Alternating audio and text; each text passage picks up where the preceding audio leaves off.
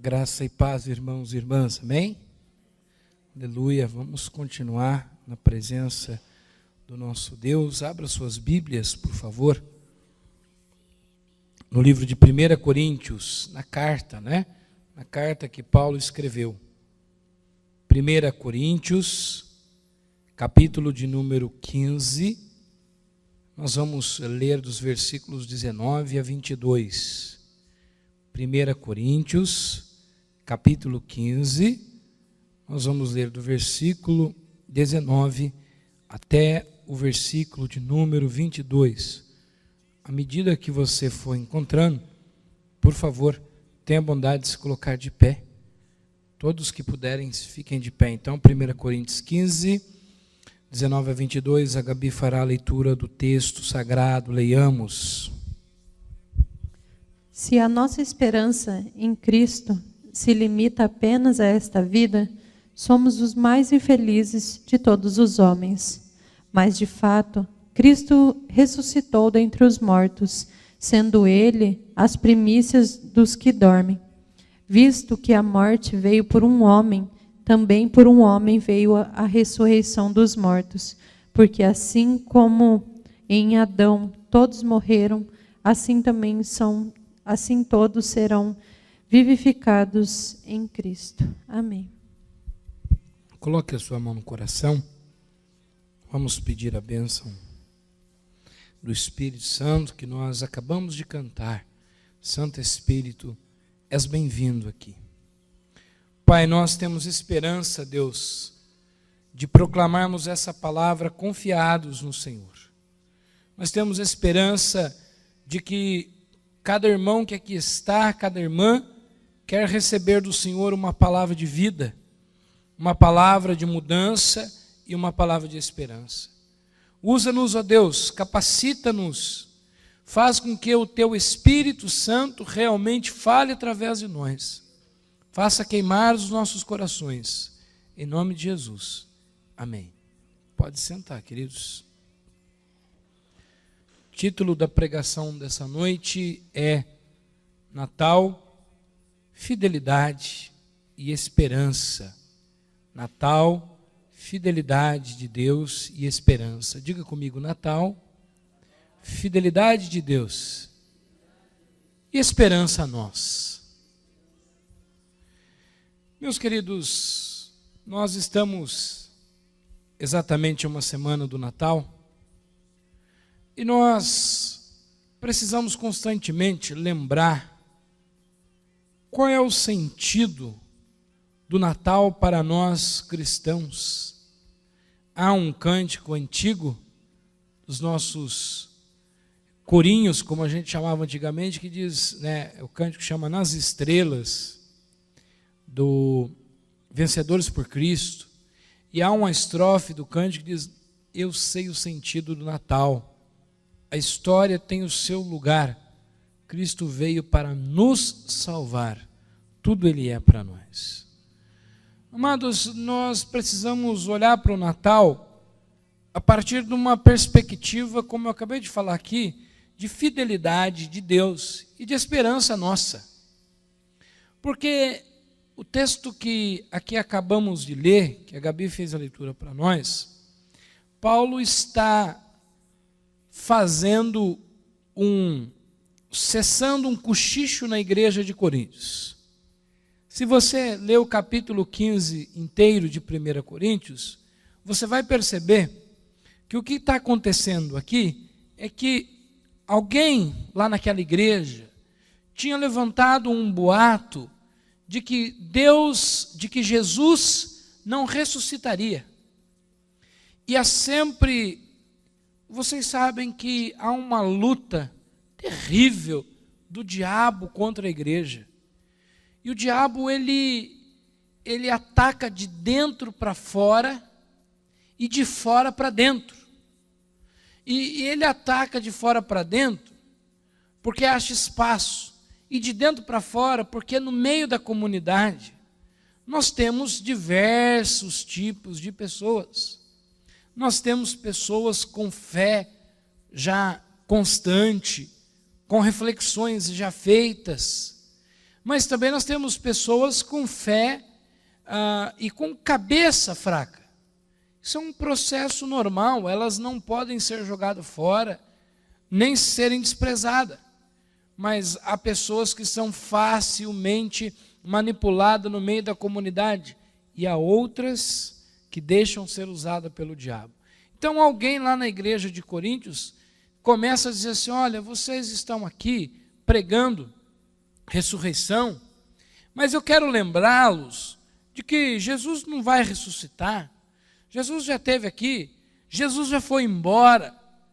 E Paulo então está nesse capítulo parando para fazer uma pastoral, para orientar a sua igreja de que esse cochicho é maligno, de que esse cochicho é improcedente, porque Jesus foi para o céu e disse: eu vou para o Pai para preparar-vos morada. Jesus foi para o céu e ele aguarda o dia que vamos encontrá-lo. Que maravilha! Que delícia é pensar que existe um Deus lá no céu que aguarda eu e você de braços abertos para nos receber. Essa é a grande notícia do Evangelho, de que existe um Deus lá no céu. Eu quero imaginar aqui que vê os nossos perrengues aqui na terra e que vê a gente pensando às vezes em desistir, e ele dizendo lá: meu filho, não desista, porque eu não vejo a hora de encontrar com você e te abraçar e acabar todos os seus problemas, e acabar todos os seus dilemas. Imagina, irmão, que nós um dia iremos abraçar pessoalmente Jesus. Você consegue sentir essa emoção no seu coração? De que você vai abraçar Jesus, Ele vai abraçar você, e você vai poder dizer: valeu a pena cada lágrima, valeu a pena cada luta, valeu a pena não ter desistido, valeu a pena não ter entregado, porque hoje encontraremos com o nosso Mestre. Só que a primeira coisa que o texto nos remete é que Paulo fala para a igreja: olha, se você pensa em Cristo só nessa terra, porque estava entrando boato lá, mais ou menos como o boato que os espíritas pregam. Os espíritas dizem assim: Jesus foi um cara muito legal, mas morreu. Os espíritas não creem na ressurreição. Vocês sabiam disso, né? Os espíritas, eles afirmam que Jesus foi legal, eles leem o Evangelho, tem também um Evangelho segundo os espíritas, mas eles acreditam que Jesus foi um cara legal, assim como Buda, Maomé e por aí afora. Mas acontece que Jesus não foi. Jesus passou pela vida, ressuscitou, venceu a morte e um dia voltará. Nós não podemos jamais esquecer disso. E aí, Paulo diz no versículo 19 para a sua igreja: se você pensa em Cristo somente nessa vida, vocês são pessoas miseráveis. O termo que Paulo usa aqui é desafiador para nós, porque quando Paulo diz assim: olha, se vocês têm um Cristo só para conseguir algumas coisinhas para você nessa vida, se você tem um Cristo para fazer dele um santo expedito, né? Que os católicos dizem que é o santo da causa impossível. Se você tem um Jesus nessa terra só para resolver os seus probleminhas, olha, você está diminuindo Jesus. Jesus resolveu o meu e o seu principal problema, porque se ele não tivesse ao mundo, se ele não tivesse vindo, né, nós já estávamos no inferno. Então a obra de Jesus foi tremendamente grande. Não podemos esquecer disso. E não podemos pensar em Cristo só aqui nessa terra para resolver os nossos problemas. Não podemos pensar em Cristo como alguém que é o nosso Superman. Jesus não quer isso. Jesus não quer ser o nosso super-herói. Jesus não foi para a cruz para ser herói. Jesus foi para a cruz para obedecer a Jesus. A Deus, ou melhor. Ele foi para a cruz em obediência a Deus. Jesus não fez coisas para ter o amor como fonte de lucro. Há pessoas que elas dizem assim, eu vou ser uma pessoa que ama, eu vou ser uma pessoa que faço muitas coisas para os outros, doações para os outros. Elas fazem coisas legais, mas com o coração torto, porque nós não devemos fazer as coisas para ter lucro, nós devemos fazer as coisas por amar a Deus. Amém, gente? Por amor a Deus. Não é por reconhecimento. Alguém já disse que mais legal do que receber honras é merecer honras. Porque às vezes a gente recebe honra, mas por receber, por diplomacia, por cortesia. Mas o que Deus nos convida é para merecer, fazer as coisas conforme Ele mandou. E aí é um destaque interessante, porque ele diz assim, Paulo compara Jesus como um Adão. É uma comparação, é uma metáfora, é uma forma de Paulo explicar o fracasso do homem e a obra remidora de Jesus. Por isso que o Natal é o máximo para nós. Por isso que nós precisamos, sim, resgatar o sentido do Natal. Porque Jesus fala assim, Paulo fala assim, que o primeiro Adão, ou seja, o Adão que Deus criou e colocou lá no jardim do Éden, o Adão que Deus colocou lá junto com a Eva, Deus imaginou, certamente, vou fazer o jardim, vou colocar o homem, aí depois o homem pediu lá uma companheira, Deus viu que o homem estava só, não era bom, aí deu a Eva para ele, aí ele teve alguns problemas, porque Deus queria que aquele Adão fosse obediente. Deus queria que aquele Adão se contentasse com o jardim. Olha, imagina o cenário. Deus criou o homem, criou a mulher, e Eva era a mulher mais bonita da terra. Claro, só tinha ela, né? Ela era a mulher mais bonita da terra. Mais bonita, o Adão falava para ela, Eva, você é a mais bonita da terra. E era mesmo, só tinha ela. E aí, Deus colocou o Adão e a Eva no jardim, fez um monte de coisas legais para eles. Árvores, sombra, né? Frutos, os mais gostosos. Deus passava todas as tardes, conversava com Adão, né? Adão ouvia a voz de Deus que falava no jardim, aquela vida perfeita. Mas sabe, irmãos, nós às vezes somos parecidos com Adão. Quando a nossa vida está muito boa, nós procuramos problemas. A vida está sem graça. É igual o crente quando sai da igreja, né? Todo domingo o mesmo culto, o mesmo pastor, o mesmo louvor, os mesmos irmãos. Ou as pessoas que traem a mesma mulher, o mesmo marido, o mesmo isso, o mesmo aquilo. Nós gostamos, nós temos dentro de nós uma coisa perigosa que é chamada aventura. Claro, aventura boa é bênção, mas inventar coisa, o Adão ele já estava meio cansado a Eva, porque o problema da Eva foi querer experimentar a única coisa que Deus proibiu, o fruto proibido, que nós falamos que é maçã, mas ninguém sabe que fruto é esse. Talvez seja jaca, né? Porque daí a gente fala assim, fulano meteu o pé na jaca, não é isso? Então talvez lá no Jardim do Éden seja jaca, não sei, estou brincando aqui, não sei o que era. Sei que o homem e a mulher tinham várias opções, e a única que Deus falou, não toque, a serpente, simbolizada pelo diabo. Na escola dominical nós estamos estudando sobre a serpente também, né, Leandro? A simbologia, a serpente que representa o diabo, chegou e falou, Eva, sabe por que Deus não quer que vocês comam desse fruto? Porque o dia que vocês comerem, vocês vão ser igual a Ele. Vocês vão saber discernir, vocês vão conhecer o bem e o mal.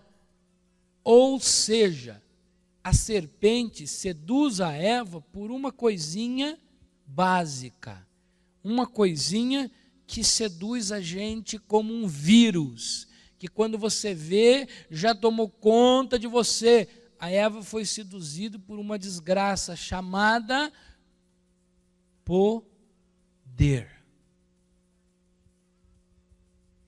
O que as pessoas são seduzidas hoje, gente? Poder. Poder. Dinheiro. Fama. E quando a Eva foi seduzida, ela comeu o fruto proibido e, não contente, ela distribuiu o fruto lá para o marido também. E aí Deus passa pelo jardim, a primeira coisa é que a Eva e o Adão notaram que eles estavam nus. Pegaram, fizeram lá um maiô lá de folha de mato, de folha de árvore. E quando Deus passou a tarde lá no jardim, viu os homens, o Adão e a Eva esconderam. Deus falou: por que vocês esconderam? Eles disseram assim: não, porque nós estávamos nus e tivemos vergonha do Senhor. Quem falou que você estava nu? Não, a Eva comeu do fruto proibido, e ainda o Adão, ele foi o primeiro homem do mundo a não assumir culpa. Quando ele diz assim: olha, Senhor, eu comi o fruto proibido, mas tem uma coisa, foi a mulher que tu me deste. A mulher também não foi mal, ela disse: Senhor, eu comi o fruto, mas foi a serpente que me seduziu. Esse negócio da gente não assumir os nossos erros, isso eu posso falar com toda certeza, é desde o começo do mundo mesmo. Das nossas atitudes, os nossos erros, tem sempre alguém que nos seduziu, tem sempre alguém que nos provocou. Mas aí, o que eu quero dizer, porque Paulo falou assim, que por um homem a morte entrou no mundo. Então a gente pode concluir que o plano de Deus era que não houvesse morte. O plano de Deus era que Adão e Eva se povoassem. Pode ser que Adão e Eva já tivessem filhos antes, porque a Bíblia é narrativa, e uma narrativa de pergaminho. Então, nem sempre você tem uma sequência, pode se perder alguns pedaços. Pode ser que antes do pecado, o Adão e a Eva já tivessem filhos. Isso porque, quando Deus amaldiçoa o primeiro casal da terra, ele diz o seguinte: olha, a partir de agora, a mulher dará à luz com muitas dores de parto. Se é a partir de agora, pode ser que antes disso ela já tivesse filho sem dor. Então Deus planejou um mundo sem dor, sem morte. Deus planejou um mundo que seria só alegria. Deus planejou um mundo que seria um mundo perfeito, que seria o mundo da Alice, né? O mundo do país das maravilhas. Mas o que o homem fez? Desobedeceu. E com a desobediência entrou no mundo a morte, entrou no mundo tudo de ruim, entrou o assassinato, porque os primeiros irmãos da Bíblia, né, um já mata o outro. O Caim, filho do Adão e da Eva, matou o seu irmão Abel, e o matou por inveja, porque Deus aceitou a oferta do Abel e não aceitou a dele. Então aí começou a entrar no mundo a morte, o adultério, a enganação, o pecado, a destruição, o caos se estabeleceu. Aliás, o caos se estabeleceu de uma tal forma que lá em Gênesis 6 está escrito que Deus chegou a arrepender-se. E nós não temos que pôr pano quente nas palavras, porque às vezes nós queremos amaciar as palavras, mas diz que Deus chegou por um momento a arrepender-se de criar os homens, porque Deus viu multiplicar a maldade, a iniquidade, a desobediência, a intolerância do homem com relação aos mandamentos de Deus, de uma tal forma, que no capítulo, nós podemos ler o Gênesis, nós vamos ver ali Deus mandando o dilúvio sobre a terra. E a única família sendo salva, a família de Noé, porque Deus decidiu preservar a raça humana. E como que ficava a situação então? O que Deus tinha para fazer se o homem que ele apostou no homem, o homem foi enganado? Será que Deus sabia antecipadamente que o homem ia falhar? Eu creio que ele tinha consciência sim, porque Deus não é pego de surpresa. Deus conhece a cada um de nós. A gente fala assim, fulano é capaz de fazer coisas que até Deus duvida. Deus não duvida de nós. Deus nos conhece. Sabe que a gente pode fazer coisas ruins e sabe que a gente é capaz de fazer coisas maravilhosas. E aí, irmãos, nesse processo todo, Deus continua amando os seres humanos.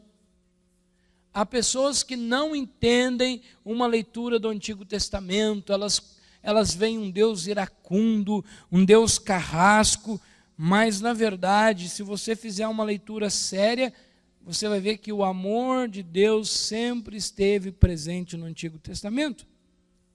Como nós estamos vendo na escola dominical, o Deus que castigou, que mandou uma serpente, também mandou fazer uma serpente de bronze, e quem olhasse para ela seria liberto, seria livre da morte.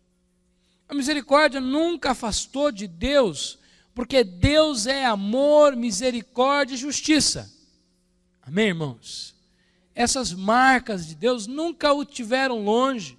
Deus nunca mudou. Ele sempre teve um coração compassivo, um coração amoroso, embora sim, um coração que corrige, que repreende e que faz justiça. Nesse cenário, então, se o homem que trouxe a morte para o mundo, Deus precisava ter um plano para que a vida eterna entrasse. E é claro que Deus tinha um plano.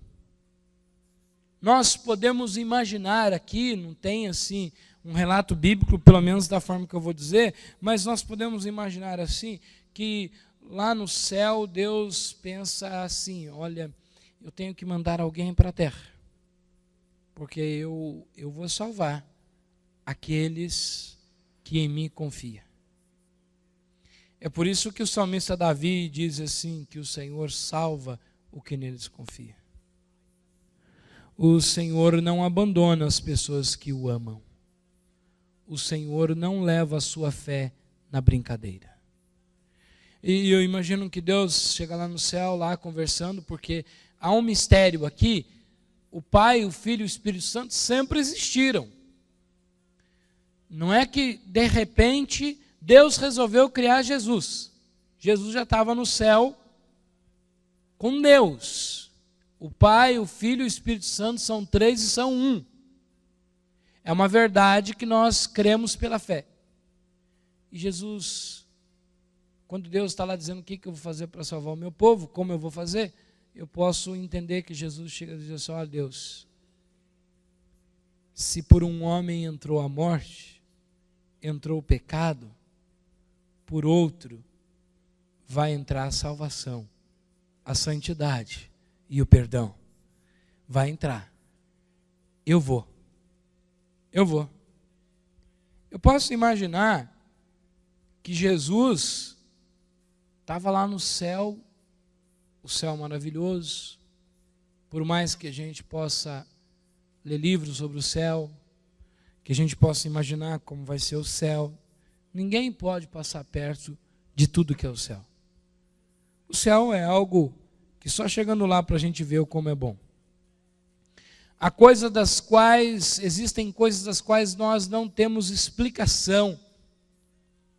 E o céu é uma dessas, porque a maravilha do céu, quando Paulo diz, nem olhos viram, nem ouvidos ouviram, nem penetrou em coração humano alguns que Deus preparou para nós. Então o céu é algo que vai além da nossa compreensão. E quando Deus pergunta quem vai ao céu, quem vai à terra, o que eu vou fazer para destruir a morte, Jesus se apresenta e diz, eu vou. E aí é um processo fantástico, irmãos. Por isso que não há, a gente tem que amar todas as pessoas, mas não há nada melhor, nada mais verdadeiro do que o cristianismo.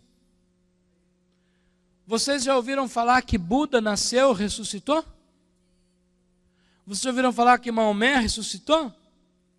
Vocês já ouviram falar que o Henri Cristo, né, aquele louco lá que aparece na televisão, ressuscitou? Ou entrou na barriga de uma mãe por obra de Deus? E aí então é que começa o verdadeiro sentido do Natal. Jesus, ele é fecundado por obra do Espírito Santo, na barriga de Maria, da jovem Maria. Ele vem à terra sem nenhum privilégio. Ao contrário, que privilégio tem alguém que nasceu numa cocheira? Vocês sabem que manjedoura é nada mais, nada menos que cocheira, lugar onde os bois comem os seus alimentos. Nasceu numa cocheira, foi envolto em pano, teve uma infância pobre. José era pobre, Maria era pobre, José era carpinteiro, ganhava vida na carpintaria. Maria era pobre, humilde, uma moça. E Jesus vem à terra. Começa o seu ministério. Com 12 anos ele já está lá discutindo com os fariseus no templo. E com 30 é chegada a hora dele. Ele começa lendo Isaías 61, o Espírito do Senhor está sobre mim, para proclamar vista aos cegos, liberdade aos cativos, curar os enfermos e anunciar a salvação no Senhor.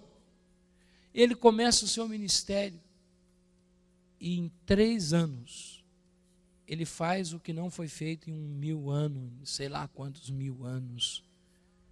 Diz a Bíblia lá em João que se fosse relatar todos os milagres que Jesus fez, todos os livros do mundo, a biblioteca maior do mundo, não seria capaz. Portanto, a Bíblia é um pedacinho, é o mínimo do que Deus fez, é uma coisinha de nada. Em 3 anos, ele muda a história. Ele agora faz o caminho diferente. O primeiro Adão, casado com a Eva, ele foi seduzido. Foi seduzido por quê mesmo que eu falei? Por poder. O segundo Adão, na verdade, Jesus, né, só uma comparação de Paulo, o que ele faz com o poder? Foge. Porque o diabo chega para ele e fala, olha, esse mundo eu te dou, olha, pula daqui, porque os anjos vão proteger você, mostra que você é o bambambam, mostra que você é o poderoso. Jesus rejeita sistematicamente o poder e abraça a obediência. Meu irmão, se Jesus rejeitou o poder para obedecer, eu e você devemos fazer o mesmo, amém? Devemos fazer o mesmo. Esse Adão agora não é seduzido. Esse Adão agora, Jesus, tem propósito claro, tem uma missão definida. Esse Adão diz, eu vim ao mundo para fazer a vontade daquele que me enviou. Esse Adão não estava na pista, quem chamar para dançar, estamos juntos. há pessoas que não têm propósitos. Há pessoas que miram em nada, não sabem aonde vai chegar e é seduzida por qualquer proposta. Quem tem Jesus tem uma missão e não troca essa missão por dinheiro nenhum, porque Deus nos chamou para fazer a diferença. Nós precisamos ter, irmãos, focos claros na nossa vida. Esse segundo Adão só tem uma coisa que lhe dá prazer: obedecer a Jesus, a Deus, melhor. Esse segundo Adão, o seu prazer está na lei do Senhor. Esse segundo Adão, ele não está preocupado com as condecorações, com as honrarias humanas, mas ele tem preocupação em ser fiel. Esse segundo Adão, que é Jesus.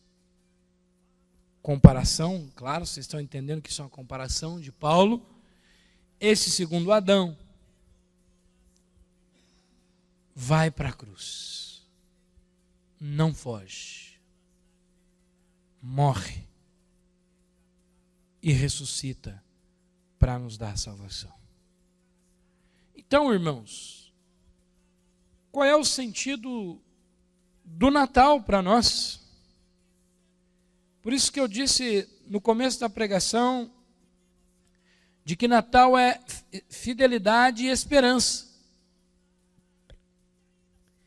Porque no segundo Adão, tipificado, ilustrado em Jesus, entra a vida e a vida eterna. No segundo Adão, ele vence o inimigo até então invencível. Tanto que lá em 1 Coríntios 15, está escrito que o aguilhão da morte foi levado, foi destruído, e ainda pergunta à morte: aonde está o teu aguilhão? Jesus matou a morte. Jesus destruiu a morte. Jesus acabou com a chantagem do pecado, e Natal significa que nós podemos vencer o pecado.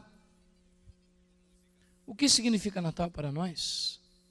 Natal significa que o nosso caminho nesse mundo não pode ser o caminho das benéficias humanas, dos reconhecimentos humanos, mas Natal significa que nós nascemos para amar e obedecer a Jesus. Natal significa que houve um homem que não se curvou diante de um sistema, que não se curvou diante de fama, de honra e de glória, que houve um homem que não se dobrou diante de Baal, e que houve um homem que venceu as trevas, e ele é Jesus Cristo. Esse é o sentido do Natal. Natal é lembrar que no segundo Adão, a vida eterna tornou-se acessível para mim e para você. Natal significa que certamente quando o diabo viu o primeiro homem cair, quando o diabo viu Adão e a sua esposa ser seduzido e cair no pecado, ele deve ter vibrado muito, ele deve ter rido: acabei com o plano de Deus, essa gente vai tudo para o inferno comigo, essa humanidade está toda desgraçada, essa humanidade não vai conseguir salvação, eles estão perdendo tempo. Mas o que o diabo não imaginava, ou se imaginava, eu não sei, mas o que ele não podia prever era que nada do plano de Deus acabou, porque nenhum plano de Deus pode dar errado, nenhum. Se Deus tem um plano na sua vida, o diabo pode colocar semente, pode colocar oportunidade para você, porque a gente acha que toda porta que abre é de Deus. Não, existem portas na nossa vida que o diabo abre para nos prender. O diabo abre porta na vida das pessoas para nos prender. Mas nós precisamos saber que nenhum plano de Deus jamais deu errado, e Ele é poderoso para fazer. Eu digo isso, irmãos, que todas as portas que abrem não são de Deus. Que uma vez eu estava levando um jovem para a igreja, lá em Tamarutaca, e um jovem que tocava na noite, que era DJ, e ele disse para mim assim, depois que ele foi na igreja, ele foi contar aquilo como se fosse bênção, porque a gente acha que tudo é bênção, e muita coisa não é bênção. Ele disse: pastor, eu vim aqui domingo, o senhor orou comigo, e eu comecei agora, pastor, assim, já agendaram para mim lá uns 8 shows para mim tocar. E eu disse para ele com muito amor: filho, essa porta não foi Deus que abriu, não. Essa porta foi o diabo, para seduzir você, para amarrar você, para prender você nessa vida vazia. Feche essas portas e vem para Jesus, porque Jesus é o caminho, a verdade e a vida. O diabo nos ilude, o diabo tenta nos seduzir, e o diabo sabe qual é a sua fraqueza e a minha. Ele é um estudioso da minha e da sua vida. Irmãos, o diabo não tem o que fazer. O diabo não assiste TV, porque alguns canais já é dele mesmo, né? O apóstolo Pedro nos lembra que o diabo anda ao nosso derredor. Ele está pesquisando você. Ele sabe o que te atrai. Ele sabe o seu preço. Ele sabe o que você gosta. E ele é capaz. Ele é capaz de dar o que você gosta. Sabe, irmãos, às vezes a gente precisa, presta atenção nessa frase aqui. Às vezes o diabo dá o que a gente gosta. E na maioria das vezes Deus dá o que a gente não gosta. Porque Deus sabe o que é bom para nós. Amém? O diabo é um amigo falso. O diabo ele é inimigo, mas ele também é um amigo falso, porque eu não sei qual que é pior, se é um inimigo ou se é um amigo falso. Porque, por exemplo, um amigo falso é aquele assim: o João é meu amigo. O João vai vir em casa hoje, eu sou crente, mas o João é meu amigo e o João gosta de beber. Como eu sou um amigão do João, eu vou comprar uma cervejinha para receber o João. O diabo faz isso também. Ele amigo falso, né? Eu tenho alguns amigos. Eu tenho um amigo, por exemplo, que gosta de beber. Pouquinho agora, graças a Deus, mas ele gosta de beber. E ele vai na minha casa. Eu digo: na minha casa, não. Na minha casa não entra bebida alcoólica. Porque a amizade é regada de sinceridade. Se a amizade não tiver sinceridade, ela tem falsidade. Portanto, a sedução será sempre o nosso perigo. Mas nós devemos amar e obedecer a Deus. Amém? O segundo Adão deu a nós esperança de perdão e de salvação. O que é Natal? Natal é o cumprimento do plano de Deus. Natal é Jesus reescrevendo uma história que parecia ter sido destruída,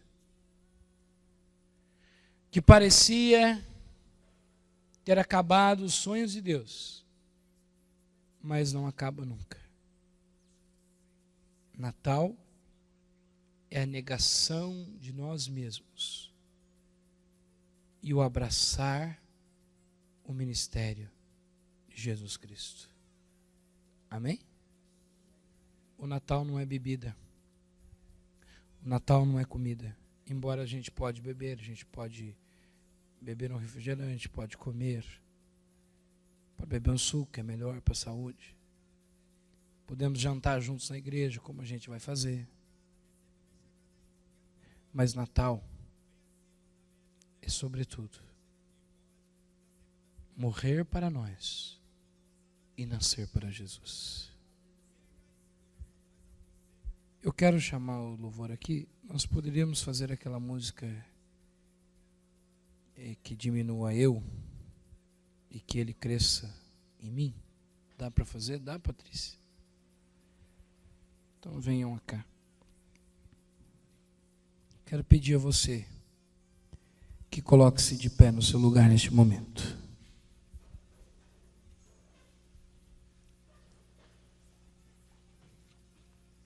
E que você possa pedir a Jesus: Pai, eu quero nesse Natal deixar as minhas seduções, deixar as minhas paixões, encontrar conforto, descanso em Ti.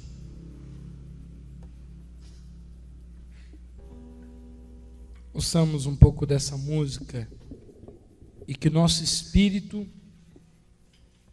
possa também pensar e viver exatamente isso. Natal é diminuição do nosso ego.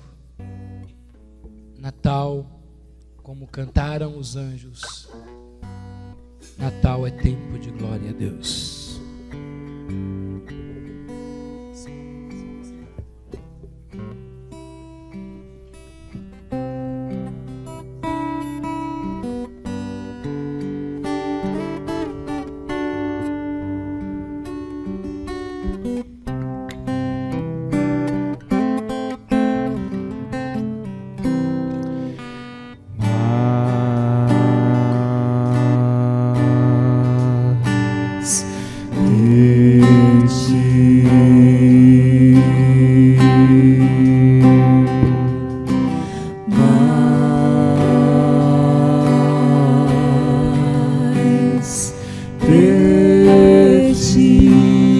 Natal é mais de Deus nas nossas vidas. E menos de mim.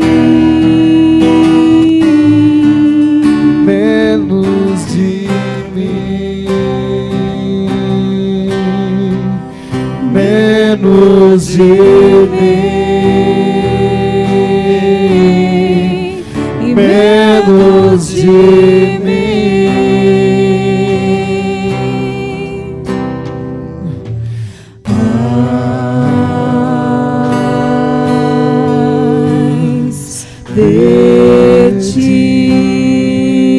Você clame a Deus por mais a presença dEle.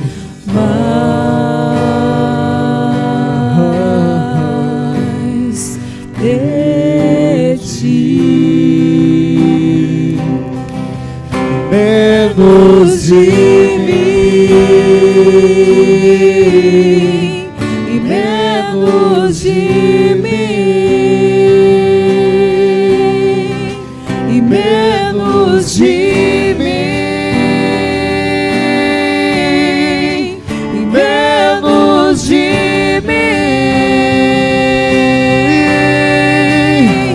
Que Ele cresça, Que eu diminua, que Ele apareça, que eu me constranja com a sua glória e todo o seu amor, infinita humildade, servos de todos os irmãos. Que Ele cresça, que eu diminua, que Ele apareça, que eu me constranja com a sua glória e todo o seu amor, infinita humildade, servos de todos os irmãos.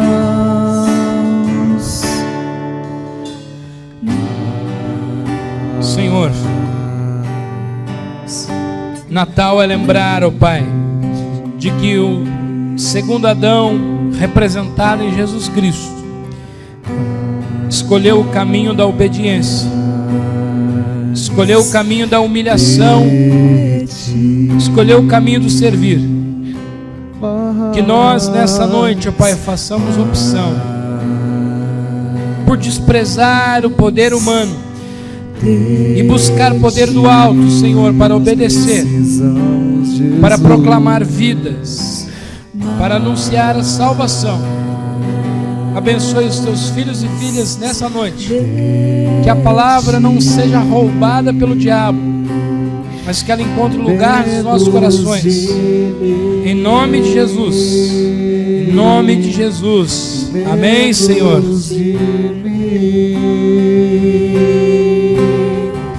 E menos de mim, e menos de mim. Cante conosco.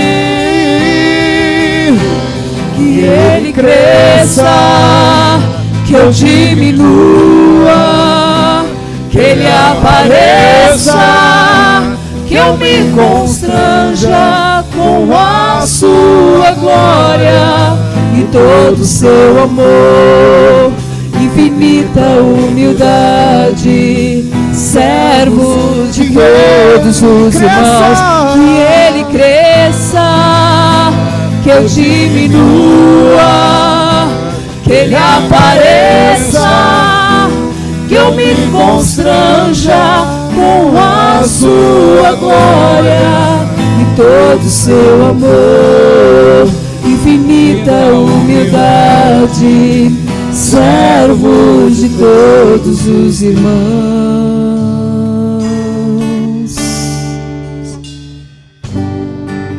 Vamos aplaudir a Jesus. Aleluia. Glória a Deus. Amém.